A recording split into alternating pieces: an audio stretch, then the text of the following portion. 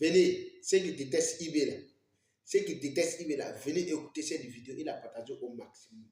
Venez. On ne t'a pas obligé de l'aimer, mais c'est quand en écoutant ce discours-là, peut-être tu peux l'aimer. Viens écouter et tu partages au maximum. Voilà, viens. Approche. Les Ivoiriens, il y a des civils burkinabés en prison qui les libèrent. Malheureusement, c'est 2 ou 3 jours après, on apprend le décès de notre frère en prison.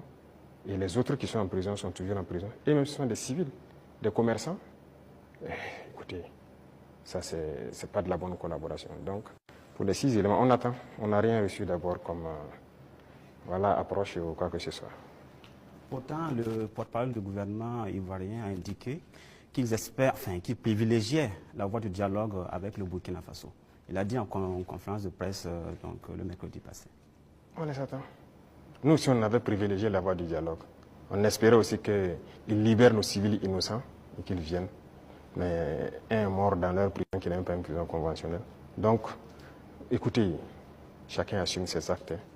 Et nous, on n'a pas l'art de mentir. Ce qui est réel, on le dit. On n'a pas de personne à nous approcher d'abord. Donc la situation est telle qu'elle. Voilà. Les relations entre l'AES et la CEDEAO sont claires, elles sont limpides, c'est la rupture. On se pose des questions par rapport à l'UEMOA. Récemment, lors de la conférence des ministres des Finances de l'UEMOA, il était question que ce soit le Burkina Faso qui préside la conférence des ministres. Ça n'a pas été le cas. Comment est-ce que cette question a été abordée au niveau du collège des chefs de l'État de l'AES? Quelle lecture vous en faites?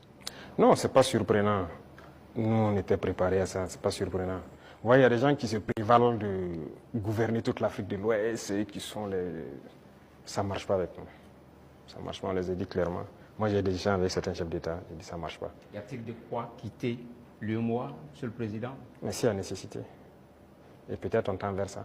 Si on ne peut pas gouverner, qu'est-ce que vous voulez? On nous cherche. Ça a été le même cas que la CEDEAO. On nous pousse vers la porte, ben on va partir. Donc on les regarde. La balle est dans leur camp. En préparant l'émission, Monsieur le Président, on a appris que vous aimez cette formule « tout est urgent ». Au sein de l'AIS, est-ce qu'il y a plus urgent, même dans la hiérarchisation des urgences, qu'est-ce qu'on peut privilégier aujourd'hui? Les urgences au niveau de l'AIS? Oui. C'est la question sécuritaire. C'est le plus urgent.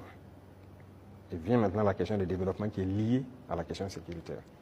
Il faut qu'on libère nos terres et qu'on sécurise nos populations. Ça, c'est l'urgence absolue. Donc, tout l'effort, toute la concentration, même nos tâches quotidiennes doivent être orientées vers ça.